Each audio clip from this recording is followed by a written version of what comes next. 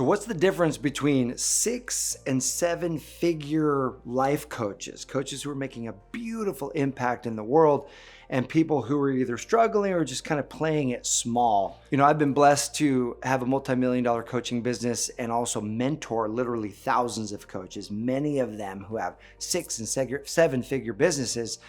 And as people have asked me, what's the common thread? If I want to actually make a big impact in this world, what are the differences between those who are just kind of doing mediocre results versus extraordinary results? And so as I've reflected on that question, there are 3 main things that if you want to actually move out of the realm of just kind of getting by and move into big impact, big abundance, moving and shaking, there are 3 main things that I've seen myself in my journey, and then the same 3 things in other people who have 6, 7 figure businesses that they do. So if we haven't met yet, my name is Matt Boggs, and I'm blessed to be the co-founder of the Brave Thinking Institute.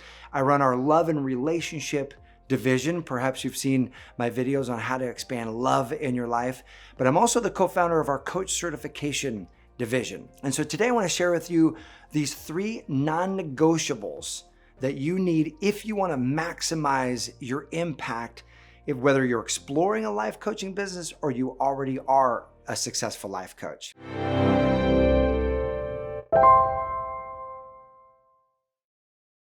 The first requirement to be a wildly successful life coach is that you've got to embrace the critics, embrace the haters. And I know that's sort of a funny thing to say, but this is what causes so many people to hold themselves back. So many people get scared of criticism. So many people get scared of what if people don't like me? What if they think I'm stupid?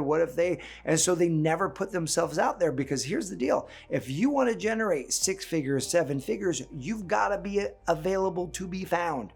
You've got to be seen. I think back to before I started putting content online, and what held me back, I held myself back for years from putting content online. 5 years. I wanted to put content online, put videos on YouTube, and I just held myself back. And when I got real with myself, I always said, well, I'm busy, I've got other projects, I'm doing events, I am coaching.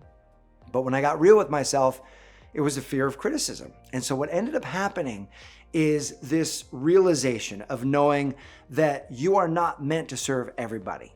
Not everybody's going to be your audience. You're not meant to work with everybody, but there is a group of people who are tuned to you, a group of people who need you, a group of people who are in pain right now.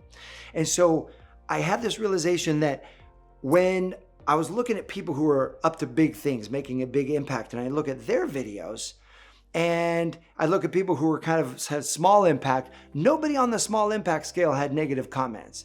Only the people who had a big following, big views, there were positive comments and negative comments. And I made this realization that, oh my gosh, only when you're up to big things, that's when you wake up the haters. That's when the critics crawl out and try to drag you back down. Nobody has need to drag you down if you're not playing a big game. Only if you're shining your light bright do you cast the shadow. And so I rewired in my brain what a negative comment, what a critic actually meant. And criticism actually means that I'm shining my light bright enough to really make a difference. And so I remember starting making videos, putting videos together, putting them online. And I remember the day I got my first negative comment online. Whereas before it would have really hurt, oh man, maybe I'm not that good, all of this stuff. The first negative comment was man, this guy is a freaking idiot, right? There were some good comments around it, but that comment was the first negative one. And I sat back in my chair and I said, I've made it. I got my first negative comment, and I was rejoicing. I was celebrating actually shining my light great enough to cast that shadow. So here's the cool part. You don't have to have everyone like you or agree with you to have a 6, 7, even 8 figure business impacting people, changing people's lives. The people that are meant to learn from you, they're going to resonate with you. And so the more you speak your truth, the more you don't water it down, but you speak what you came to this planet to teach and impact, and you give your gifts, the more you're authentic to that, the greater resonance your audience is going to have with you. So the first step is you've got to embrace the critics. Rule number 2, if you want to have a multiple 6-figure or 7-figure business in coaching, is that you've got to come from a vision rather than trying to get to the vision and take bold moves. And here's what I mean. When you're starting out, you're wanting to expand your results. You're wanting to grow your life. And so opportunities are going to come into your world. Opportunities to take a class, opportunities to get mentorship, opportunities to invest in some things. And here's what's likely going to happen. Your calendar, you're going to be too busy. Your bank account, you're not going to have the funds. The things that you're going to want to do aren't going to fit in your existing life. And the irony is, that's perfect. That's exactly what it's designed to do. And you might be asking me, well, Matt, why is it perfect if I don't have the money or I don't have the time? Here's why. What you're asking for right now is to expand your results. You're asking for more impact. You're asking for more financial freedom and time freedom. Of course, it doesn't fit into your existing life. If it fit into your existing life, you would already have the expansive results that you want. The very goal to go after this dream is so that your life expands.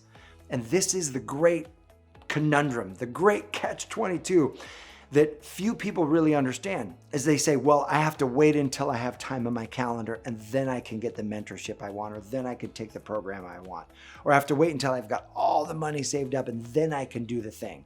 And let me tell you, if that's you, you're going to be waiting a whole long time. Some people never stop waiting because their life never changes. What come from the dream means, it means that there's a version of you on the other side of all the challenges, on the other side of this journey, there's a version of you that's already the successful difference maker, that's already the successful coach. And that version of you thinks a certain way. They have a certain level of confidence. They have a certain level of bold action that they're taking. And if you want those results, then we've got to come from that way of being, from where we are with what we have. We got to look at our bank account, look at our time and say, okay, what can I do? What moves can I take? What step can I take to actually create the room for this dream to come in?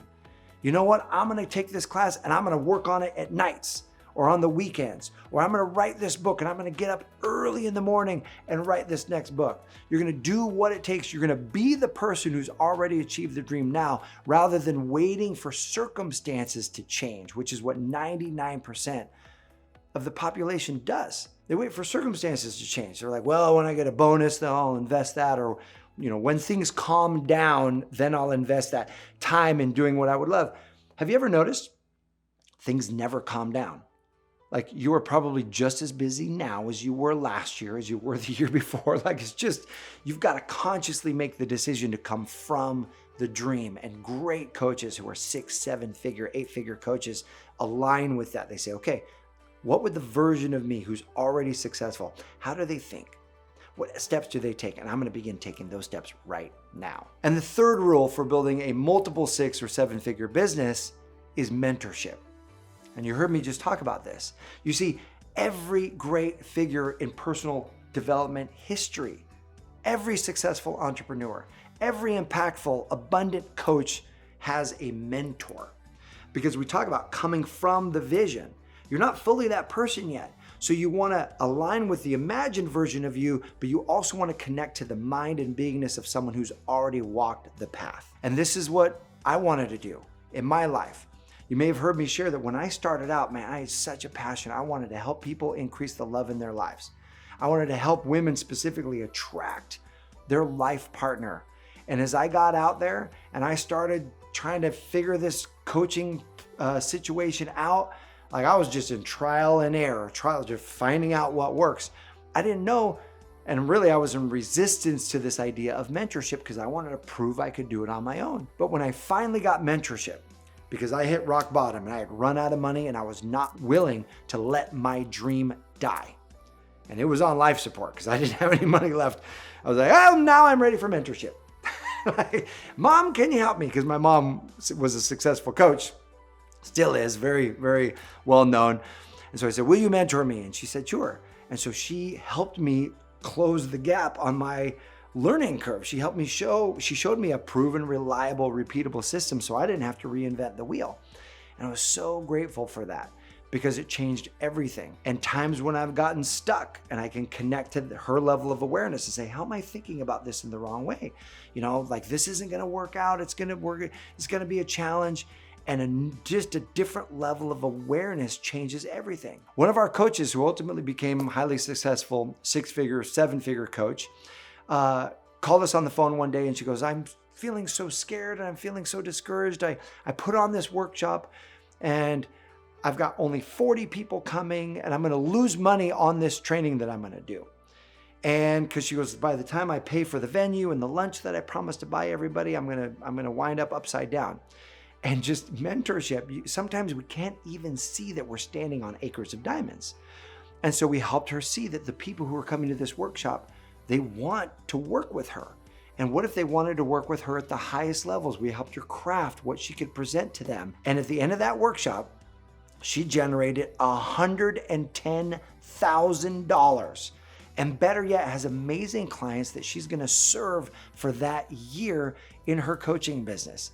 And she called us back, she sent us a picture and it was her going, woo! Like just in love with that result. And so that's the power of mentorship. Has the power to close the gap, accelerate your success, take you out of the struggle, and really help you live the calling that you're meant to live and impact the people that are waiting for you to show up in their lives. So let's do a quick recap. The first non-negotiable, first thing that you need to do is embrace the critics and share that authentic truth that only you can share, even in the face of haters or disapproval, because those who are meant to work with you are going to resonate with your message like no one else. The second thing that you've got to do is come from the vision and take bold action, because there is a version of you that's aligned with the results that you would love. The more you come from that version of you, the quicker you're going to get there. And number 3, invest in mentorship, who can collapse time, show you the quickest path to success and impact. And so if you're wondering what else you can do to ensure your success and to help you create the thriving coaching career that you would love, then I encourage you to click the download below, because we've created a checklist for you called the Thriving Coaching Checklist. And these are the simple things that the highest successful coaches do to create their success. And it will help you grow your 6-figure or 7-figure or beyond coaching business. Show you exactly what to do. You can get your copy right now. We're going to post a link in the description. I appreciate you. Here's to you living your calling, impacting people's lives, and changing the world. Thanks for watching. I'll see you soon.